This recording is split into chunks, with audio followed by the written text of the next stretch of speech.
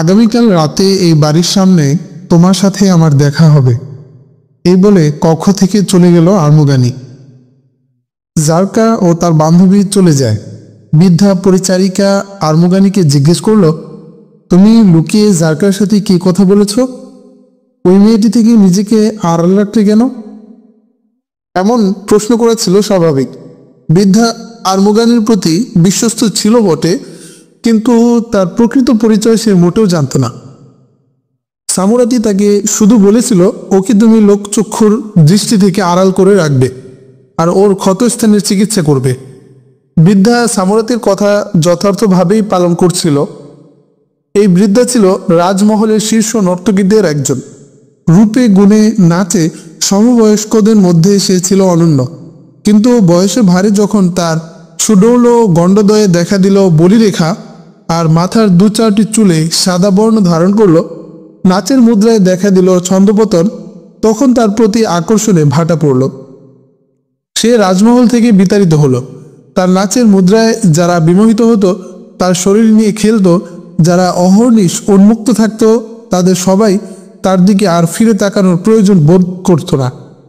রাজমহল থেকে বিতাড়িত হওয়ার পর তার রক্তের কণায় কণায় আত্মপ্রলব্ধি হলো যে রাজমহলের মহারথীরা আমার মতো নারীদের শরীর ও সৌন্দর্যকেই শুধু ভোগ করতে চায়, এদের মধ্যে কোনো মানবিক দয়া নেই।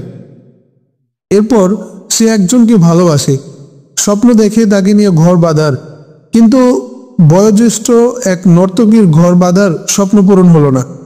রাজার আনুগত্য প্রশ্নবিদ্ধ হওয়ার কারণে সেই পুরুষকে রাজা কারান্তরীণ করল, কারণ সে ছিল মুসলমান।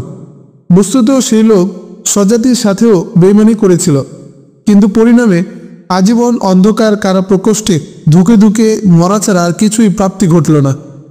বয়স্ক এই নর্তকীর এই ভালোবাসার কথাও নীরবে নিভৃতে মৃত্যুবরণ করল। কেউ তা জানতে পারল না, তার সেই স্বপ্নের পুরুষের কথা, কারণ জানাজানি হয়ে গেলে রাজদ্রোহিতার অভিযোগে তাকেও কারাবরণ করতে হতো। এখনও সে শাব্দিক অর্থে বুড়ি নয়, স্বাস্থ্য সচেতন বলে এখনও তার শরীরের গাঁথনি ও চেহারা ছবি ছিল ভরাট ও টলটলে।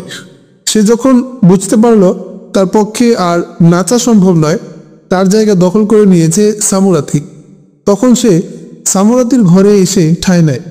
সামুরাতির সাথে এই বয়োজ্যেষ্ঠ নর্তকীর সম্পর্ক অন্য নর্তকীদের মতো ছিল না, যেমনটি নর্তকীদের মধ্যে পারস্পরিক হয়ে থাকে। সামুরাতিকে সে খুব ভালোবাসত। সামুরাতি নাচে গানে ছিল সকলের সেরা। জাদুকরী কণ্ঠ ও রূপ সৌন্দর্যে সামুরাতি ছিল অনন্য। পরিচয়ের শুরু থেকেই সামুরাতির প্রতি মনের টান ছিল এই প্রবিদার। এক পর্যায়ে রাজমহল থেকে বিতাড়িত হয়ে সে যখন সামুরাতির বাড়িতে ঠাঁই নিল, তখন সামুরাতি তাকে সানন্দের জায়গা দিল। সেও নিজেকে ঢেলে দিল সামুরাতির সেবা যত্নে। দিনে দিনে সামুরাতি তাকে মায়ের আসনে স্থান দিয়েছিল, আর বয়োজ্যেষ্ঠ তার হৃদয় নিংনানো স্নেহ মমতা উৎসর্গ করে দিল সামুরাতির কল্যাণে। সোয়াইব আর্মুগানি আহত হলে সামুরাতি তাকে ঘরে নিয়ে সেবা শুশ্রূষা করে যখন বলল, গোপন রত্নের মতো তুমি ওকে আগলে রাখবে এবং সেবা যত্ন করবে, তখন সে জানতেও চায়নি লোকটি এমন কি রত্ন আর কেনই বা তাকে লোকচক্ষুর অন্তরালে লুকিয়ে রাখতে হবে। সে এমনিতেই বুঝে নিয়েছিল নিশ্চয়ই এর মধ্যে কোনো রহস্য আছে। বৃদ্ধা বুঝে নিয়েছিল নিশ্চয়ই এই সুদর্শন যুবককে বিশেষ লক্ষ্যে লুকিয়ে রাখতে চায় সামুরাতি, কারণ একসময় সেও একজনকে আপন করে নিতে চেয়েছিল, কিন্তু রাজার বাহিনী তার ভালোবাসার মানুষটিকে ধরে নিয়ে সারা জীবনের জন্য কয়েদখানায় বন্দি করে রেখেছে। ঘর বাঁধার স্বপ্নটা তার স্বপ্নই থেকে যায়। আজীবন বুকের মধ্যে সেই কষ্ট যাতনা সে বয়ে বেড়াচ্ছে। তাই সামুরাতির জীবনটাও এমন যন্ত্রণা দগ্ধ হোক তা সে ভাবতেই পারে না। ফলে সামুরাতির এতটুকু বলাই সেই অমূল্য রত্নের মতোই আর্মুগানিকে আগলে রাখতে চেষ্টা করে। সামুরাতি রাজা আনন্দপালের নগরকোট মন্দিরে গিয়ে ফিরে না এলেও আর্মুগানিকে সে যথারীতি লোকচক্ষুর আড়ালেই রেখেছে। আসলে এই কাজটি সে করেছে সামুরাতির ভালোবাসার টানে। নিজের অপূরণীয় প্রেমের সুপ্ত ঝর্ণা থেকে সঞ্চিত মমতা দিয়ে সে ধীরে ধীরে সুস্থ করে তোলে আর্মুগানিকে। সামুরাতির দীর্ঘ অনুপস্থিতি সত্ত্বেও সে কোনোদিন আর্মুগানিকে এই কথাটিও জিজ্ঞেস করেনি সে কে, কি তার পরিচয়। কোথেকে এসেছে, যাবেই বা কোথায়? জারকা এই বাড়িতে সামুরাতির সাথে সাক্ষাৎ করতে এলে আর্মুগানি যখন তার সাথে লুকিয়ে কথা বলতে অনুরোধ জানায়, তখন স্বাভাবিকভাবেই বৃদ্ধা পরিচারিকার মনে প্রশ্ন দেখা দেয়, লুকিয়ে থাকা এই যুবকের সাথে জারকার কি সম্পর্ক? কিভাবে তার পরিচয় জারকার সাথে? জারকার সাথে অতি গোপনে বান্ধবীকে এড়িয়ে কি কথা সে বলল? বৃদ্ধার মনোভাব আন্দাজ করে আর্মগানের মধ্যেও এ তাড়না সৃষ্টি হলো যে সে নিজের প্রকৃত পরিচয় বৃদ্ধার কাছে ব্যক্ত করবে কি না। ভেবেচিন্তে সেই সিদ্ধান্ত নিল, হ্যাঁ, বৃদ্ধাকে বলেই দিবে তার পরিচয়। আর্মগানি বৃদ্ধাকে ডেকে বলল, জারকা আমার বিবাহিতা স্ত্রী, তাই যদি হবে তবে এমন রাগ ঢাক কেন? জানতে চাইল বৃদ্ধা। তুমি কি ওর সৌন্দর্য দেখেছ? আর্মগানির মাথায় একটা বুদ্ধি এলো। সে বলল, তুমি কি জানো জারকা কার মেয়ে? জারকা এক ভয়ঙ্কর সাপের সন্তান, উত্তর দিল বৃদ্ধা। ওর বাবাকে আমি চিনি। সে দুর্নীতিবাজ, বেঈমান, আত্মমর্যাদাহীন, গাদ্দার, কুলাঙ্গার এক মুসলমান। সে তার নিজের কন্যার রূপ সৌন্দর্যের বিনিময়ে রাজ দরবারে বিশেষ সম্মানের অধিকারী হয়েছে। ওর মেয়ে গোপনে আমাকেই বিয়ে করেছিল। সে আমার ঘরে চলে এলে তার বাবার কানে এ সংবাদ চলে যায়। তুমি জানো, গোয়েন্দাগিরির অভিযোগে লাহোরের সব মুসলমানদের ঘরে তল্লাশি করছে এবং নির্মম অত্যাচার চালাচ্ছে। ব্যক্তিগত আক্রোশেও অনেকে নিরপরাধ মানুষকে ধরিয়ে দিচ্ছে। জারকার বাবা সামরিক বাহিনীর এক উচ্চপদস্থ কর্তা ব্যক্তির কাছে তার সুন্দরী মেয়েকে বিয়ে দেওয়ার কথা বলে প্রশাসনকে পক্ষে নিয়ে এক রাতে কয়েকজন পুলিশ নিয়ে আমার ঘরে হানা দেয়, এই বলে যে আমি গজনি সুলতানের গোয়েন্দা। কিন্তু জারকা আমাকে গ্রেফতারির কবল থেকে বাঁচিয়ে পালিয়ে যেতে সাহায্য করে। পুলিশ আমার ঘরে হানা দেওয়ার আগেই জারকা কিভাবে যেন জানতে পারে এবং আমাকে গভীর ঘুম থেকে জাগিয়ে বলে, তোমাকেই গ্রেফতার করতে পুলিশ বাড়ি ঘেরাও করেছে। পরিস্থিতির ভয়াবহতা অনুমান করতে পেরে আমি ঘরের ছাদে উঠে দেয়াল টপকে দৌড়ে পালাতে গিয়ে তোমাদের বাড়ির চৌহদ্দিতে এসে বাগানে লুকাই। পুলিশ আমার পিছু ধাওয়া করেও ধরতে পারেনি, কিন্তু তোমাদের কুকুর আমাকে পেয়ে বসে। তোমাদের বিবি সাহেবা আমার এই অবস্থা দেখে দয়াপরবশ হয়ে আমাকে আশ্রয় দেয়। আচ্ছা, আমাকে কি গোয়েন্দা মনে হয়? না, তোমাকে গোয়েন্দা মনে হবে কেন? বলল বৃদ্ধা পরিচারিকা। জারকার বাবা আক্রোশের কারণে এমনটা করেছে। আচ্ছা, তুমি এখন কি করতে চাও? আমার পক্ষে এখন আর লাহোরে থাকা সম্ভব নয়। জারকার বাবা যদি আমার কথা জানতে পারে তবে সে আমাকে ধরিয়ে দিবে, নয়তো হত্যা করবে। আমি জারকাকে নিয়ে পেশোয়ার চলে যেতে চাই। সে কি তোমার সাথে যেতে প্রস্তুত? হ্যাঁ, সে তো এক পায়ে খাড়া। আমি এ ব্যাপারে তোমার সহযোগিতা চাই। আগামীকাল সন্ধ্যায় জারকা লুকিয়ে এখানে আবার আসবে। আমি গোপনে বাগানের একটি জায়গায় ওর সাথে দেখা করব বলে কথা দিয়েছি। এখন তো আদ্যপ্রান্ত তুমিও জানতে পারলে। এখন তুমি কি ওকে ঘরে নিয়ে আসা পছন্দ করবে? অবশ্য ওর পিছু পিছু যদি কেউ এখানে পৌঁছে যায় তাহলে আমার ধরা পড়ার আশঙ্কা আছে। তুমি নির্দ্বিধায় ওকে ঘরে নিয়ে আসতে পারো। আমি কুকুর ছেড়ে দিব, তাহলে কারো পক্ষে এদিকে পা বাড়ানো সম্ভব হবে না। কেউ পিছু নিলেও তুমি পালানোর সুযোগ পাবে। জারকাকে আড়াল করার প্রয়োজন নেই, কারণ আমি দৃঢ়তার সাথে যে কারো সাথে কথা বলতে পারবো যে সে সামুরাতির সাথে দেখা করতে এসেছিল। তুমি কি এই বিষয়টি জানতে পেরেছ? মহারাজা ফিরে এসেছে, কিন্তু সামুরাতি ফিরে এলো না কেন? চেষ্টা করছি, বলল বৃদ্ধা। এমন তো হওয়ার কথা নয় যে মহারাজা সামুরাতিকে উপঢৌকন স্বরূপ কাউকে দিয়ে আসবে, কারণ যে কোনো মূল্যে সামুরাতিকে সে হাতের মুঠোয় রাখতে চাইবে। আমি অবশ্য জারকাকে এই ব্যাপারে খবর নেয়ার জন্য বলে দিয়েছি। আশা করি সে এ বিষয়ে সঠিক তথ্য সংগ্রহে সক্ষম হবে। জারকা কথা মতো সন্ধ্যায় সামুরাতির বাড়িতে এলো। সে ঠিকই সামুরাতির না ফেরা সম্পর্কে খবর সংগ্রহ করতে সমর্থ হয়েছে। আর্মুগানি বাগানের বাইরে যে জায়গায় সে লুকিয়েছিল সেই জায়গায় জারকার জন্য অপেক্ষা করছিল। দীর্ঘ সময় অপেক্ষার পর জারকা এলো। জারকা একাকী এলো। সে জারকাকে ঘরের ভেতরে নিয়ে এলে পরিচারিকা বাগানে কুকুর ছেড়ে দেয়। জারকা প্রথমেই জানালো সামুরাতিকে নগরকোটের প্রধান পণ্ডিত বলি দেওয়ার জন্য রেখে দিয়েছে। সে দ্বিতীয় সংবাদ দিল বিগত কয়েক মাস ধরে 3-4টি রাজ্যের যেসব সেনা রাজা আনন্দ পালে রাজধানী লাহোরে জমায়েত হচ্ছিল এরা সবাই পেশোয়ারের দিকে অগ্রসর হচ্ছে। এই সম্মিলিত হিন্দু বাহিনীর বিজয়ের জন্য পণ্ডিত দেবীর পদমূলে নর বলি দেওয়ার জন্য সামুরাতিকে আটকে রেখেছে। মনে হয় এর মধ্যে পণ্ডিত সামুরাতিকে বলি দেওয়ার কাজ সমাপ্ত করেছে, বলল জারকা। আমার বিশ্বাস সামুরাতি এখনো বেঁচে আছে, বলল বৃদ্ধা পরিচারিকা। কারণ যেসব নারীকে পণ্ডিতরা বলে দিতে চায় এদেরকে কয়েকদিন নিজেদের কবজায় রেখে মানসিকভাবে তৈরি করে, তাদেরকে গঙ্গা জলে ধৌত করে আর নানা তন্ত্র মন্ত্র পড়ে বসে আনে। এদেরকে নেশাদ্রব্য খাইয়ে এমন করে ফেলে যে তরুণী নিজে থেকেই বলতে থাকে, আমাকে দেবীর চরণে বলে দিয়ে দাও। তিনজনের মধ্যে নেমে এলো গভীর নীরবতা। সামুরাতি আমার যে উপকার করেছে তা কোনো সাধারণ কাজ নয়, আমি তা ভুলে যেতে পারি না, বলল আর্মগানি। আমি অবশ্যই নগরকোট যাব এবং সামুরাতি জীবিত না ইতিমধ্যেই তাকে বলি দেওয়া হয়েছে তা জানতে চেষ্টা করব। যদি জীবিত থাকে তবে আমি তাকে বাঁচানোর সম্ভাব্য সব চেষ্টাই করব। নগরকোট মন্দির সম্পর্কে তুমি জানো না, বলল বৃদ্ধা। সেটি সাধারণ কোনো মন্দির নয় যে তুমি সেটিতে প্রবেশ করে সব কক্ষ ঘুরে দেখতে পারবে। আমি নগরকোট মন্দিরের ভিতরে গিয়েছি। নগরকোট মন্দির একটা গোলক ধাঁধা। সেখানে রয়েছে বিশাল পাতাল কক্ষ। পাতাল কক্ষগুলো এতটাই বিশাল যে কোনো হাতিও যদি সেখানে হারিয়ে যায় তাও খুঁজে পাওয়া মুশকিল হবে। তাছাড়া মন্দির ঘিরে রয়েছে বিশাল সেনা দুর্গ। বহু মানুষ সেখানে পূজা পাঠ করতে যায় বটে, কিন্তু সামুরাতিকে পণ্ডিতেরা কোথায় রেখেছে তা জানা সহজ ব্যাপার নয়। শোয়েব আর্মুগানির শরীরে তখন যৌবনের দীপ্ত তারুণ্য ঝিলিক দিয়ে ওঠে। সে জানত সামুরাতি একটি মুসলিম মেয়ে। একজন মুসলিম তরুণী হিন্দুদের যুদ্ধজয়ের জন্য বলির শিকার হবে তা মোটেও বরদাস্ত করতে পারছিল না সে।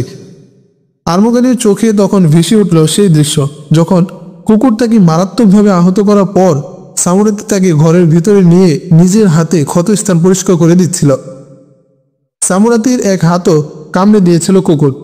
অনবরত ঝরে পড়া আর্মগানির রক্তের সাথে সামুরাতির ক্ষতস্থান থেকেও যখন দুফোঁটা তাজা রক্ত বিছানায় পড়েছিল, তখনই এই রক্ত দেখে সামুরাতিকে সে বলেছিল, দেখো, তোমার আর আমার রক্তের মধ্যে কোনো ব্যবধান নেই, যেন একই রক্ত। সেদিন সামুরাতি তাকে বলেছিল, আজ তুমি আমার রক্ত দেখিয়ে আমার মৃতপ্রায় বোধকে জাগিয়ে দিলে। এই রক্ত দেখে এখন আমি নিজের আত্মপরিচয় উপলব্ধি করতে পারছি। দীর্ঘক্ষণ আকাশের দিকে তাকিয়ে রইল আর্মুগানি। সে রাতের গোটা ঘটনা তার চোখের সামনে ভেসে উঠল সামুরাতির হৃদয়ের আকুতি এবং মমতার পরশ। হঠাৎ সে বলে উঠল, পাথরের তৈরি মূর্তির কল্যাণে এক মুসলিম তরুণীর মৃত্যু হতে আমি কখনোই দেব না। চকিতে বৃদ্ধার দিকে তাকিয়ে আর্মুগানি বলল, তুমি দাবি করো সামুরাতিকে নিজের মেয়ের মতোই স্নেহ করো? তোমার হৃদয়ে তার জন্য রয়েছে মায়ের মমতা? যদি তাই মনে করো তাহলে তুমি কি তা প্রমাণ করতে পারবে? তুমি কি আমার সাথে নাগরকোট যেতে পারবে? কারণ আমি নগরকোটের পথ চিনি না। তুমি আমাকে নগরকোট নিয়ে চলো আর ভিতরের পরিবেশটা একটু বুঝিয়ে দিও। আমার বিশ্বাস সামুরাতি এখনো জীবিত আছে। পথেই আমরা গ্রেফতার হয়ে যাওয়ার আশঙ্কা নেই কি? বিদ্যা বলল, না, অন্তত পথের গ্রেফতারি আমরা এড়িয়ে যেতে পারবো, কারণ আমরা ছদ্মবেশে যাব। আর্মগানি জারকার উদ্দেশ্যে বলল, তুমি এখানেই থাকো জারকা, আমি বেঁচে থাকলে অবশ্যই দেখা হবে। আমিও যাব তোমাদের সাথে, দৃঢ়তার সাথে বলল জারকা। আমি আর একাকী থাকতে পারবো না, যেখানে তুমি যাবে আমিও তোমার সঙ্গেই যাব। পরিচারিকা আগেই জেনেছিল আর্মগানি আর জারকা স্বামী স্ত্রী, এজন্য সেই ঘর থেকে বেরিয়ে যায়। সামুরাতির নিত্য আশঙ্কা আর আর্মগানির প্রতি তার অবদানের বিষয়টি আর্মগানিকে এতটাই আবেগাপ্লুত করে ফেলেছিল যে সে ভুলে গিয়েছিল তার একান্ত প্রেয়সী দীর্ঘদিন পর তার একান্তই পাশে রয়েছে এবং জীবনের ঝুঁকি নিয়ে সে তার একান্ত সান্নিধ্যের জন্য চলে এসেছে। আর্মগানির ভাবান্তর অনুধাবন করে জারকা তার কাঁধে হাত রেখে মৃদু ঝাঁকুনি দেয়। জারকার দিকে তাকায় আর্মগানি। মনে হয় তুমি এখন পর্যন্ত আমাকে ধোকায় ভাবছ, শ্লেষ মাখা কণ্ঠে বলল জারকা। একজন নর্তকীকে তুমি আমার চেয়েও বেশি গুরুত্ব ভাবছ এবং ওর জন্য পেরেশান হয়ে পড়েছ। ওহ জারকা, জারকার হাত ধরে বলল আর্মগানি, এভাবে বলো না। সামুরাতি আমাকে আশ্রয় না দিলে আজ রাজার বন্দিশালায় আমাকে জীবন্ত লাশে পরিণত হতে হতো। তুমি জানো না, তুমি যেমন মুসলমান, সামুরাতি একজন মুসলিম তরুণী। আমি তোমাকে মোটেও অবিশ্বাস করছি না। ভাবছি তোমাকে এখানে রেখে যেতেও মন চাচ্ছে না, আবার সাথে নিয়ে যাওয়ার সাহস পাচ্ছি না। এখানে রেখে গেলে মনে হয় না পুনর্বার ফিরে এসে আমার পক্ষে তোমার সাথে সাক্ষাৎ করা সম্ভব হবে। ছদ্মবেশে যেভাবে তুমি পরিচারিকাকে নিয়ে যাবে সেভাবে আমাকেও তোমার সাথে নিয়ে চলো। অতীতের কৃত গুনাহের কাফফারা করার সুযোগটুকু আমাকে দাও। জারকা, একটা বিষয়ে তোমার খেয়াল রাখতে হবে যে সামুরাতির পরিচারিকাকে তুমি যে আমার স্ত্রী একথা আমি বলেছি বটে, কিন্তু আমি যে গজনী সুলতানের গোয়েন্দা একথা কিন্তু বলিনি। আমার আরও 2 সাথীকে সঙ্গে নিতে হবে। আজ রাতে আমি ওদের সাথে দেখা করব। আমি ওদের বলে কই আমাকে সহযোগিতা করার জন্য রাজি করাবো। তুমি এখন চলে যাও, সম্ভব হলে আগামীকাল সকালে একটু এদিকে এসো, তখন বলে দিতে পারবো আমাদের যাত্রা কিভাবে হবে। জারকা তাকে জানালো, সরকারিভাবে তোমাকে এখন আর খোঁজাখুঁজি করছে না। এ মুহূর্তে লাহোর অনেকটাই শান্ত। সেনাবাহিনী অভিযানে বেরিয়ে পড়েছে, ধরপাকড়ও থেমে গেছে। আনমুগানির দাড়ি তখন বেশ বড় হয়ে গেছে। এমনিতেই সে রূপ বদল করার বিস্ময়কর ক্ষমতা রাখত, তাছাড়া বহু ধরনের আওয়াজ সে করতে পারত। জারকাকে অনেকটা পথ এগিয়ে দিয়ে তার বন্ধুদের উদ্দেশ্যে অন্যদিকে চলে গেল আরমুগানি। তার মন মানসিকতায় এখন সামুরাতির মুক্তি প্রাধান্য বিস্তার করে আসে। নগরকোটের পণ্ডিত রাধাকৃষ্ণের হৃদয় রাজ্যেও সামুরাতির প্রভাব সৃষ্টি করেছিল। নারীর ব্যাপারে পণ্ডিত রাধাকৃষ্ণ ছিল পাথর। পণ্ডিত নারীদের খুবই ঘৃণা করত, বলতো নারী একটা জীবন্ত যন্ত্রণা, সকল অঘটনের শিকড় এই নারী। নারীর মধ্যে এমন জাদু রয়েছে, যদি তা কোনো পুরুষকে পেয়ে বসে তাহলে সেই পুরুষের আর কোনো কর্মশক্তি থাকে না। তখন মন্দ ছাড়া মঙ্গলের কিছু ভাবতেই পারে না নারী প্রভাবিত পুরুষ।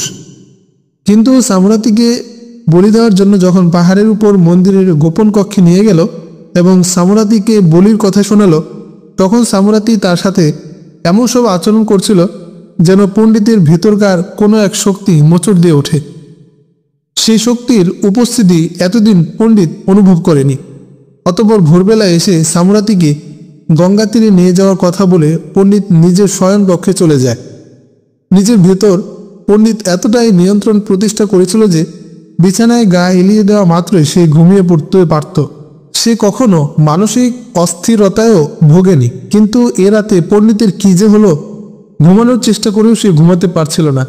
সামুরাতির অট্ট হাসি আর শিশুর মতো গায়ের উপর লুটিয়ে পড়ার মতো আচরণ তাকে আচ্ছন্ন করে ফেলেছিল।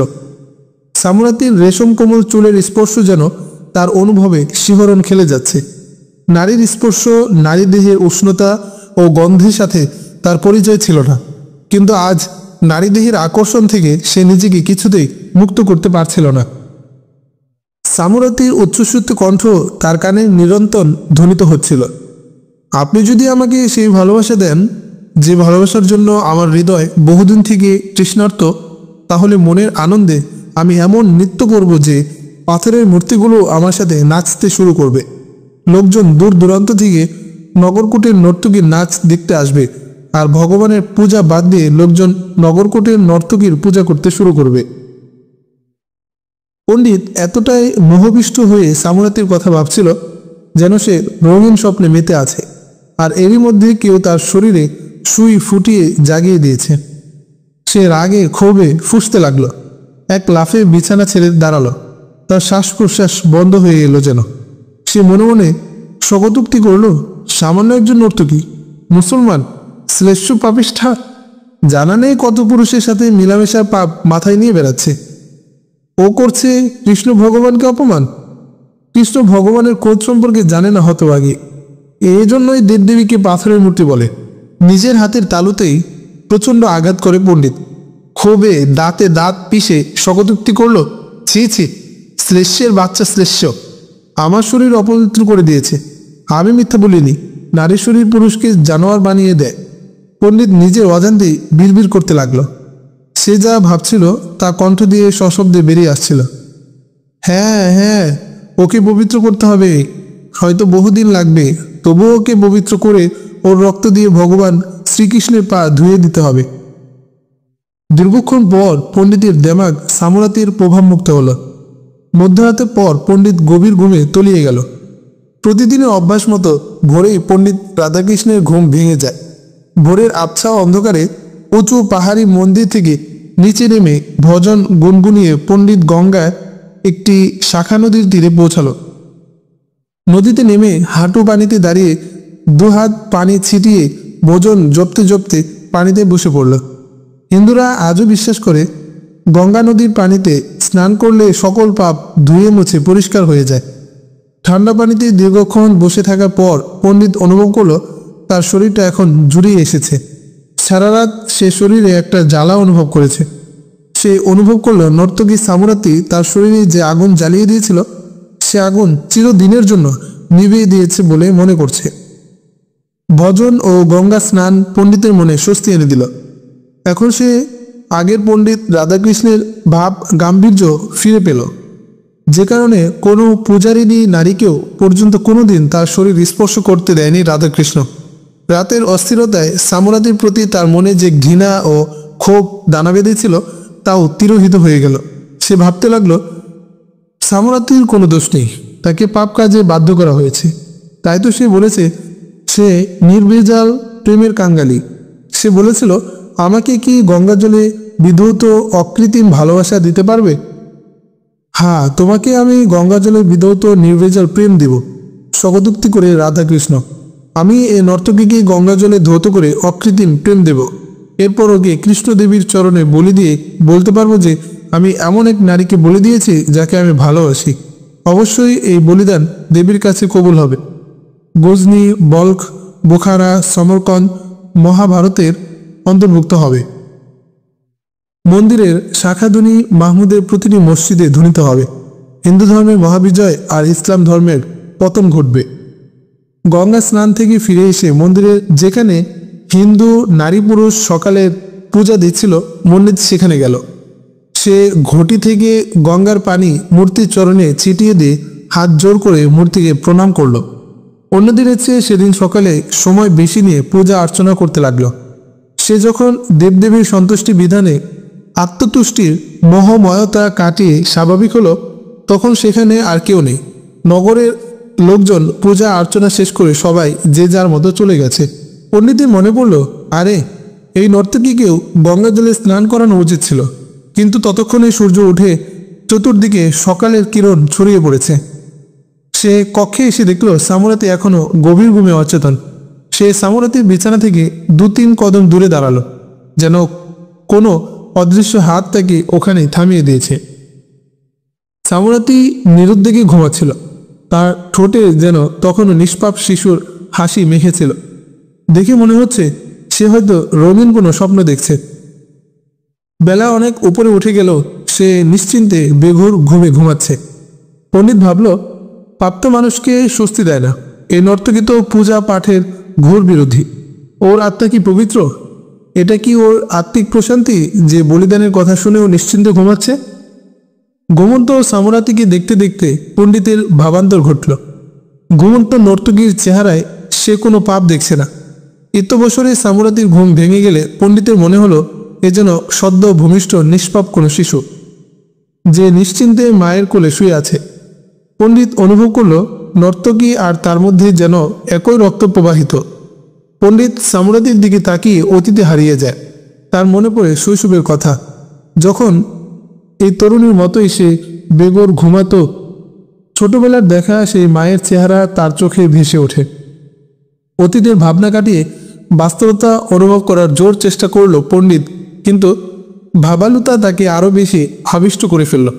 তার মনে হতে লাগলো তার মায়ের চেহারা যেন অবিকল সামুরাতির চেহারার মতোই ছিল, অমলিন, নিষ্কলুষ। কন্যা জায়া জননী পণ্ডিতের হৃদয়ে এতিম মমতার কাঁটা বিদ্ধ হতে শুরু করল। হঠাৎ তার মধ্যে দেখা দিল বিশাল শূন্যতা। নিজেকে বিরান ভূমিতে ভগ্নস্তূপের মতো মনে হতে লাগল। জীবনের দীর্ঘ সময় কন্যা জায়া জননীর শূন্যতা পূরণের জন্য সে দেবদেবীর পূজা অর্চনা করে পূরণ করতে চেয়েছে, কিন্তু আজ এই নর্তকী তার মধ্যে সেই শূন্যতাকেই প্রকট করে তুলেছে। মনে হচ্ছে তার এতদিনের সাধনা নর্তকী গঙ্গা জলে ভাসিয়ে দিয়েছে। সে একটা পরিত্যক্ত উজাড় শ্মশান। নর্তকীর মধ্যে নারীর সকল রূপ সৌন্দর্য স্নেহ মমতা জীবন্ত হয়ে উঠলে পণ্ডিতের হৃদয়ে শুরু হলো এক ধরনের হাহাকার। সামুরাতিকে স্পর্শ করার জন্য অধীর হয়ে উঠল। পণ্ডিত রাধাকৃষ্ণ যখন সামুরাতির আরো কাছে আসে তখন সামুরাতি চোখ খোলে। সে পণ্ডিতকে দেখে আড়মোড়া দেয় এবং হাই তোলে। পণ্ডিত জীবনে কখনো কোনো নারীকে এত কাছ থেকে ঘুম থেকে উঠে হাই তুলতে দেখেনি। সামুরাতির হাই তোলা দেখে পণ্ডিতের মধ্যে এক ধরনের ঝড় সৃষ্টি হয়। এমন এক ভাবের সৃষ্টি হয় যা কখনো সে অনুভব করেনি। এক ধরনের মানসিক প্রশান্তি অনুভব করতে লাগলো। দেখা দিল আত্মবিমোহিতা। ওহ, কত বেলা হয়ে গেছে! গত রাতে আপনি আমাকে একাকী ফেলে কোথায় চলে গিয়েছিলেন? সামুরাতি বলল। তুমি একাকী ভয় পাও? ভয়? হেসে লুটিয়ে বলল সামুরাতি। ভয় তো একটা অনুভূতি। আমার অনুভূতি মরে গেছে। নারী পরপুরুষে ভয় পায়, কিন্তু পরপুরুষের হাতের খেলার পুতুল নারীর কোনো ভয় থাকে না। যে পথিক একবার লুটেরা দ্বারা লুণ্ঠিত হয়, বাকি পথ সে নির্ভয়ে অতিক্রম করে। আমার এখন আর কোনো দস্যুর ভয় নেই। তুমি যেভাবে নিশ্চিন্তে ঘুমোচ্ছিলে তা কেবল তাদের পক্ষেই সম্ভব যাদের আত্মা পবিত্র। কিন্তু একটা নর্তকী কিভাবে এত প্রশান্তচিত্ত হতে পারে? আমার শরীরে এখন শুধু রুহটাই আছে, যাকে আপনি আত্মা বলছেন। আমার শরীরটা পর হয়ে গেছে, কিন্তু আত্মা আমার নিজে। এটা প্রকৃতপক্ষে শান্তই আছে। কিভাবে তা সম্ভব? ধর্মীয় উন্মাদনায় অন্ধ ব্যক্তিরা আত্মার এই প্রশান্তির কথা বুঝতে পারে না। তারা একটাই সুর তোলে, প্রার্থনা করো, আত্মার প্রশান্তি পাবে। জাগতিক বোঝা হৃদয়ে না থাকলে আত্মা প্রশান্ত থাকে। মানসিকতার মধ্যে যদি সুচিন্তা কাজ করে তাহলে আত্মা শান্তি পায়। এসব কথার কথা পণ্ডিত মশাই। আমি মানুষের পাপের বোঝা নিজের মাথায় তুলে নিয়েছি, যার দ্বারা আমি আত্মার প্রশান্তি পাচ্ছি। কথাগুলোতে হয়তো সামুরাতির জাদুকরী কৌশল ছিল, নয়তো তা ছিল আত্মশক্তির প্রভাব। সামুরাতির বলার ভঙ্গিতে এতটাই আত্মবিশ্বাস ছিল যে তার কথা শুনে পণ্ডিতের পায়ের নিচ থেকে মাটি সরে যায়। পণ্ডিতের মন মানসিকতায় প্রভাব বিস্তার করে সামুরাতি। পণ্ডিতের দেমাগে এতদিন পুষে রাখা পাপ পুণ্যের সংজ্ঞা আর স্বর্গ নরকের দর্শন এলোমেলো হয়ে গেল। খোলা কাঁধ, বিক্ষিপ্ত কেশরাজি। পণ্ডিত সাধনার এই দীর্ঘ জীবনে এই প্রথম অনুভব করল নারীকে যন্ত্রণা বলা সহজ, কিন্তু নারীর ফাঁদ থেকে নিজেকে রক্ষা করা ততটা সহজ নয়। সামুরাতিকে এই অবস্থায় দেখে পণ্ডিতের হৃদয় রাজ্যে তোলপাড় শুরু হলো। মনের মধ্যে শুরু হলো যুদ্ধ। আরে, আপনি একেবারে চুপ হয়ে আছেন যে? স্মিত হেসে বলল সামুরাতি। আপনি মহারাজা আনন্দপালের কাছ থেকে আমাকে চিনিয়ে এনে একাকী ফেলে চলে গেছেন। আচ্ছা, রাতে আপনি কোথায় ছিলেন? আপনি না আমাকে পবিত্র করতে চান? পবিত্র করতে আমাকে নিয়ে এসেছেন। আমাকে পবিত্র কবে করবেন? হঠাৎ হতচকিয়ে উঠল পণ্ডিত। তার মুখ দিয়ে নিজের অজান্তেই বেরিয়ে পড়ল, কৃষ্ণদেবের চরণে তোমাকে বলি দেব। কথাটা এমনভাবে বলল পণ্ডিত যেন এমন সৌভাগ্য সবার কপালে জোটে না। পণ্ডিতের কথায় সামুরাতির মধ্যে কোনো ভাবান্তর ঘটল না। বলিদানের কথা শুনে বিস্মিতও হলো না। ঠোঁটের স্মিত হাসিও ম্লান হলো না। কিন্তু মুখ ফসকে কথাটা বের হওয়ায় পণ্ডিত নিজেই বিস্মিত হলো। এই মুহূর্তে কথাটা বলা তার উচিত হয়নি। যাকে বলিদান করা হয় তাকে কখনো বলিদানের কথা জানানো হয় না, বরং নেশাজাতীয় কিছু খাইয়ে ও কৌশল প্রয়োগ করে তার দেমাগে বিকৃতি সাধন করা হয়। তার চিন্তা চেতনায় পণ্ডিতের মনোবাসনা আত্মপ্রবিষ্ট করা হয়।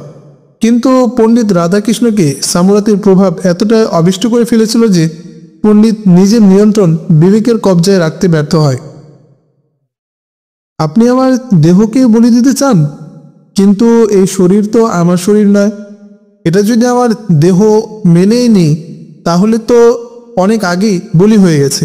দেখুন, আত্মাটা একান্তই আমার। আপনি এটিকে বলিদান করুন। অবশ্য আমার আত্মা আপনার কবজায় যাবে না। আপনি কি কখনো কারো আত্মা কবজা করেছেন, অথবা আপনার আত্মার উপর কি অপর কারো কবজা হয়েছিল?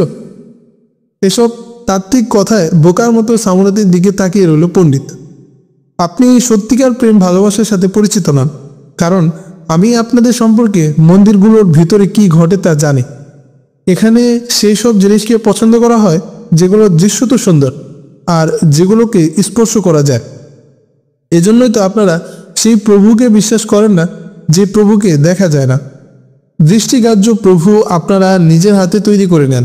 আপনারা দেহকে বলি দিয়ে মনে করেন এসব মূর্তিকে খুশি করেছেন। এটাও বিশ্বাস করেন এসব পাথরের মূর্তি আপনাদের সব আকাঙ্ক্ষা পূরণ করে দেবে।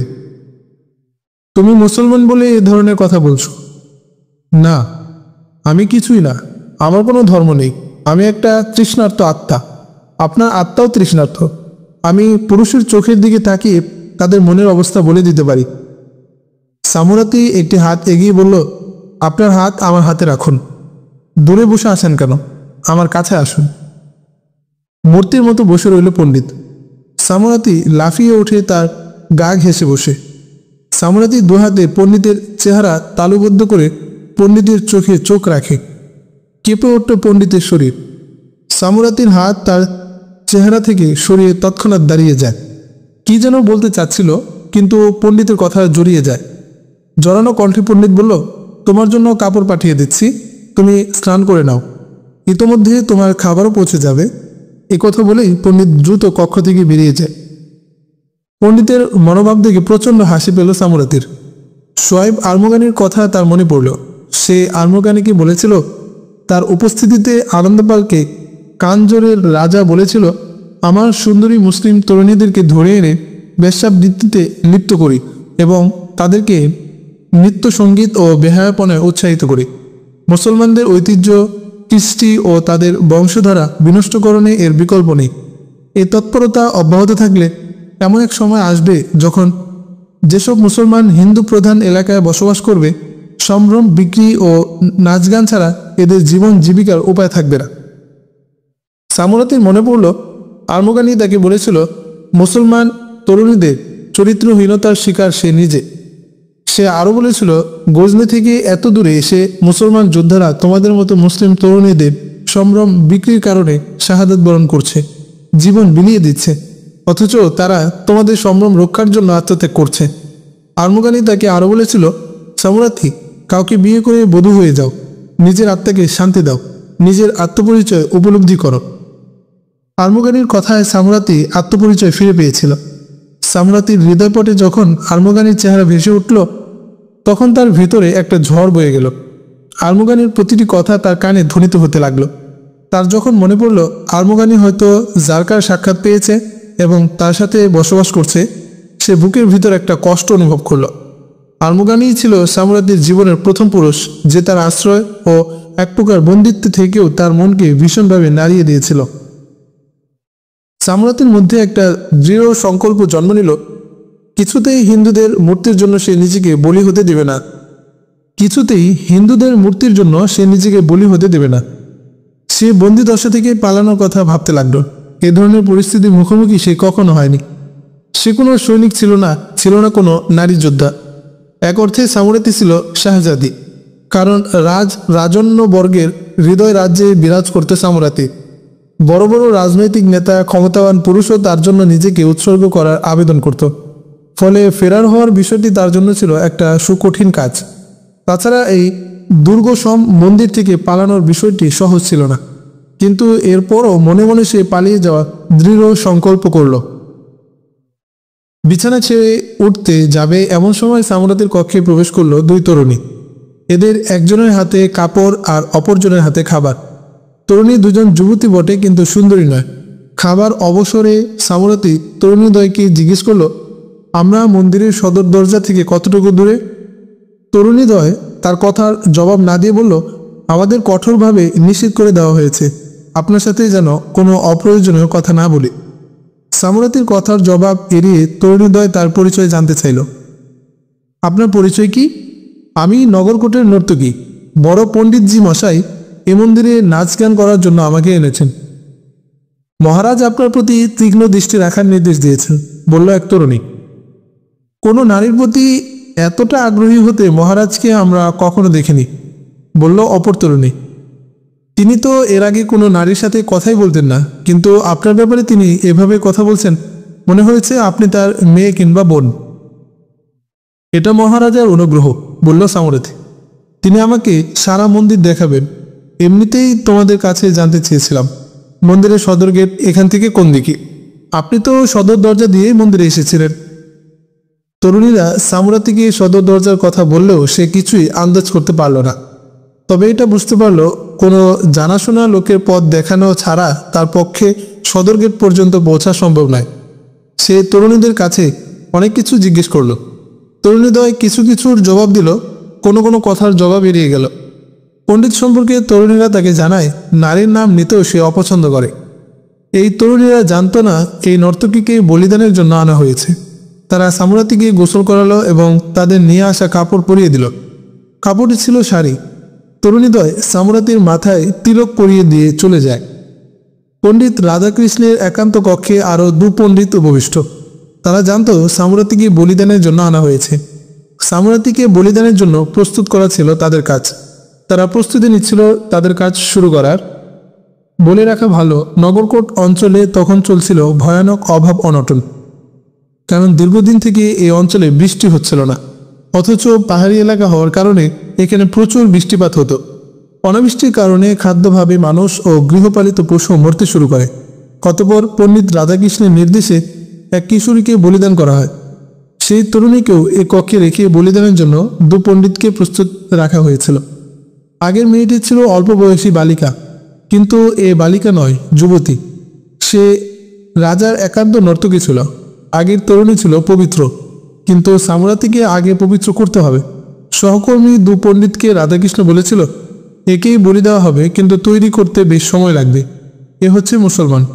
একে পূজা অর্চনার জন্য আগে মানসিকভাবে তৈরি করতে হবে, এরপর বলি দেওয়ার ব্যাপারে ভাবতে হবে।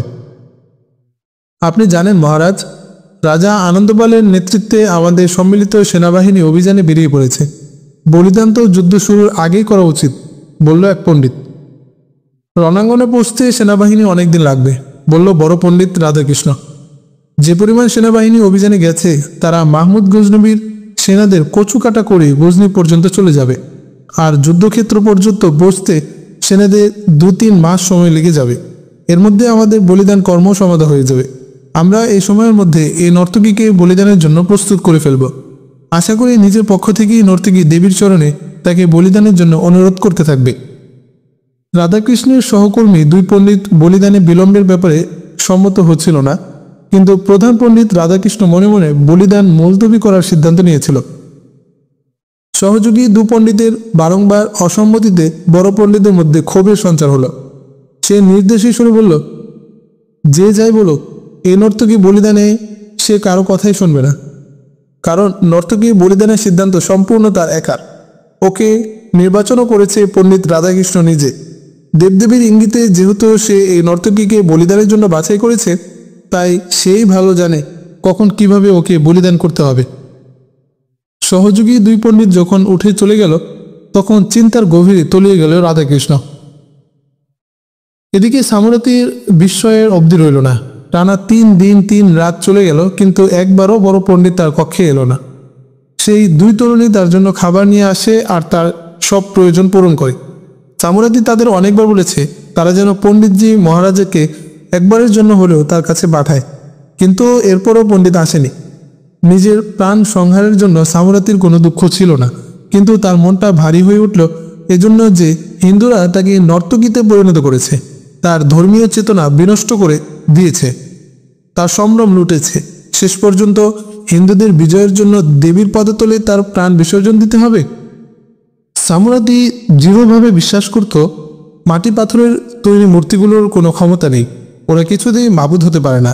জয় পরাজয়ে মূর্তিগুলোর কোনো প্রভাব নেই। যিনি সত্য ও প্রকৃত মাবুদ, তার বিধান মতে নর বলি, দান ও নিরপরাধ মানুষ হত্যা সম্পূর্ণ অন্যায়, গুনাহের কাজ। নর বলি নিতান্তই মিথ্যা ধর্মের অপরীতি। সামুরাতির মনে পড়ল কয়েক বছর আগে রাজা জয়পালের বিজয়ের জন্য লাহোরে এক তরুণীকে বলি দেওয়া হয়েছিল, কিন্তু সেই যুদ্ধে রাজা এমন শোচনীয়ভাবে পরাজিত হয়েছিল যে রাজধানীতে ফিরে এসে সে জ্বলন্ত চিতায় আত্মহতি দেয়। মৃত্যুকে সামুরাতি ভয় করছিল না, কিন্তু পৌত্তলিকদের মূর্তির জন্য মোটেও মরতে চাচ্ছিল না। আর্মুগানি সামুরাতির আত্মপরিচয়কে ভীষণভাবে নাড়িয়ে দিয়েছিল, কিন্তু মন্দিরে বন্দি দশা থেকে মুক্ত হওয়ার কোনো পথ তার দৃষ্টিতে পড়ছিল না। সামুরাতি বিচলিত হচ্ছিল এই ভেবে যে কোনো সময় তাকে নিয়ে মূর্তির পদতলে বলিদান করবে। সামুরাতি বহুবার শুনেছে মন্দিরের পণ্ডিতদের কোনো চারিত্রিক বৈশিষ্ট্য থাকে না, কিন্তু তার দেখাশোনাকারী 2 তরুণী বলেছে পণ্ডিত রাধাকৃষ্ণের মধ্যে কোনো চারিত্রিক ত্রুটি নেই। সে প্রকৃত অর্থে একজন সাধক পুরুষ, ঋষি। অনেকের মুখে সে আগেও শুনেছে পণ্ডিত রাধাকৃষ্ণ শুধু ঋষিই নয়, সে একজন ব্রহ্মচারী।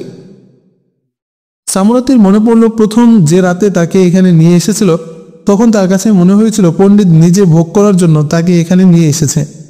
সে যখন এ ধরনের ইঙ্গিত করে তখন পণ্ডিত রাধাকৃষ্ণ তাকে বলেছিল, তোমার দেহ সৌন্দর্য আমার ভালো লেগেছে বটে, কিন্তু যা ভেবেছ তা ভুল।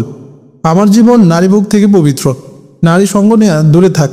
নারীকে কাছে থেকে দেখাও আমি পছন্দ করি না। সামুরাতির মনে পড়ল পণ্ডিত যখন তার সাথে কথা বলছিল তখন পণ্ডিতের চেহারার মধ্যে একটা উদাস ভাব সে দেখতে পেয়েছে। পুরুষের মনের কথা ভালোভাবেই অনুধাবন করতে পারে সামুরাতি। তাছাড়া নিজের রূপ সৌন্দর্য ও ভাব গম্ভীর জাদুময়তা সম্পর্কেও পূর্ণ সচেতন। সামুরাতির মনের মধ্যে নতুন একটা চিন্তা উকি দিল। সেই সাথে পালানোর একটা পথও বের করার কথা ভাবতে লাগলো। সে মনে মনে তার প্রকট নারীত্বের জাদুময়তাকে মুক্তির হাতিয়ার হিসেবে ব্যবহার করার ফন্দি আঁটল। এটাই ছিল সামুরাতির একমাত্র পুঁজি, যা দিয়ে কঠিন লোহাকেও সে মোমের মতো গলিয়ে দিতে সক্ষম।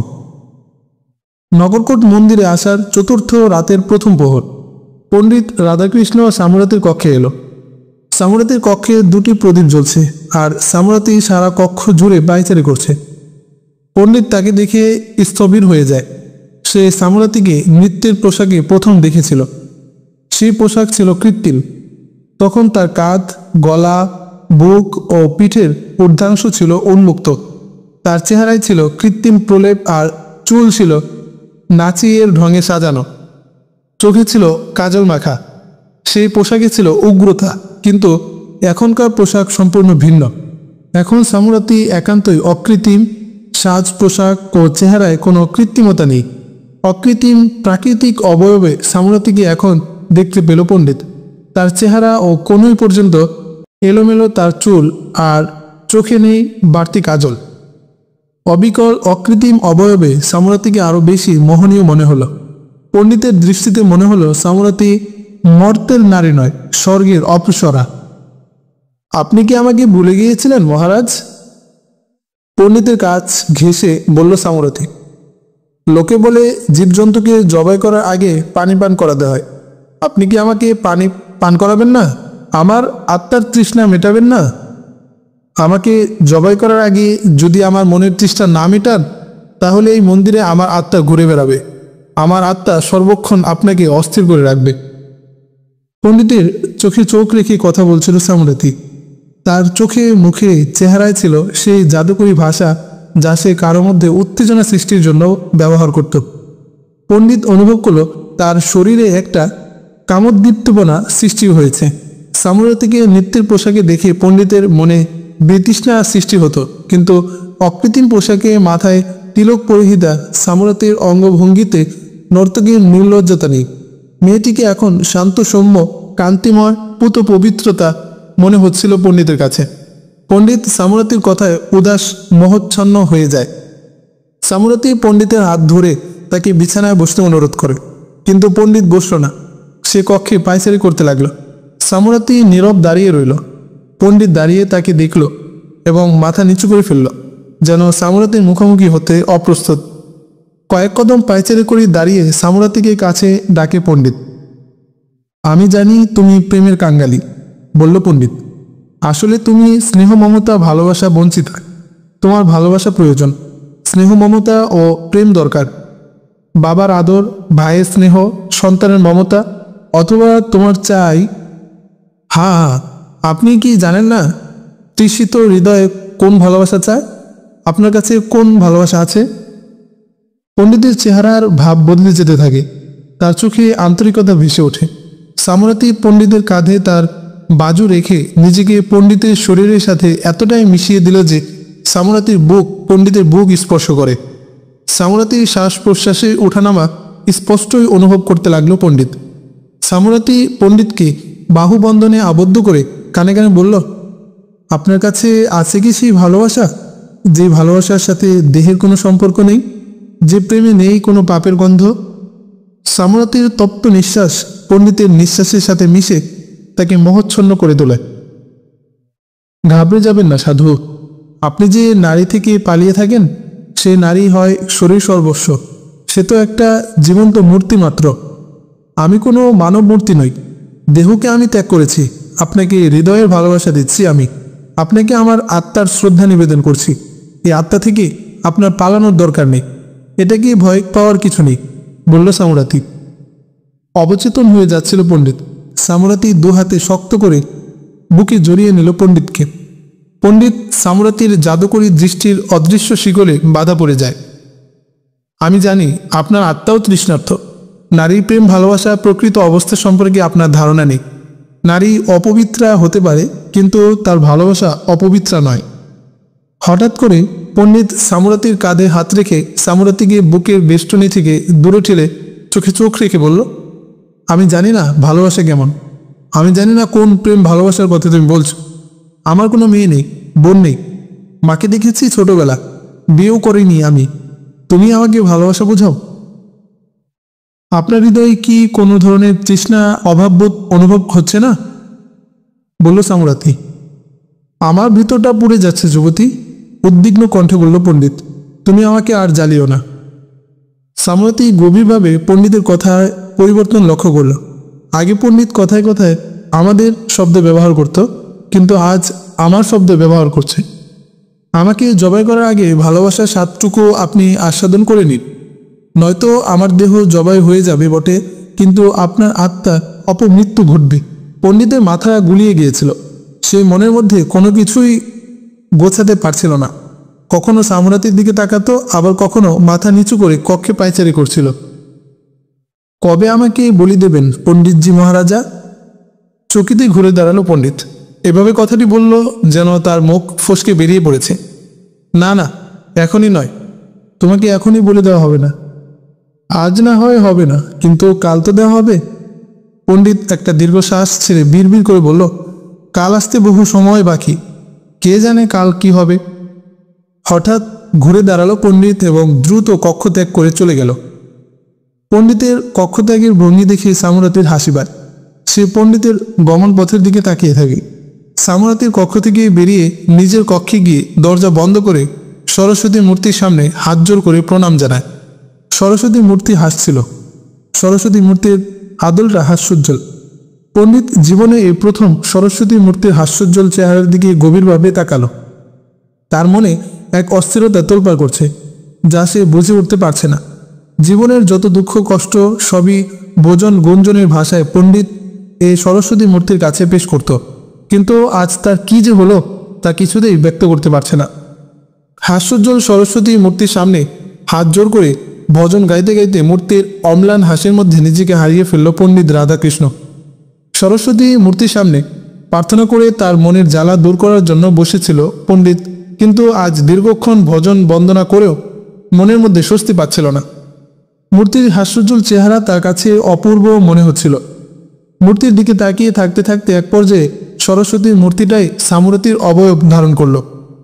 মূর্তির হাসিতে বিকশিত হলো সামুরাতির অকৃত্রিম অবয়ব। মনের অজান্তেই তার কণ্ঠে গীত হতে লাগলো ভজন সঙ্গীত।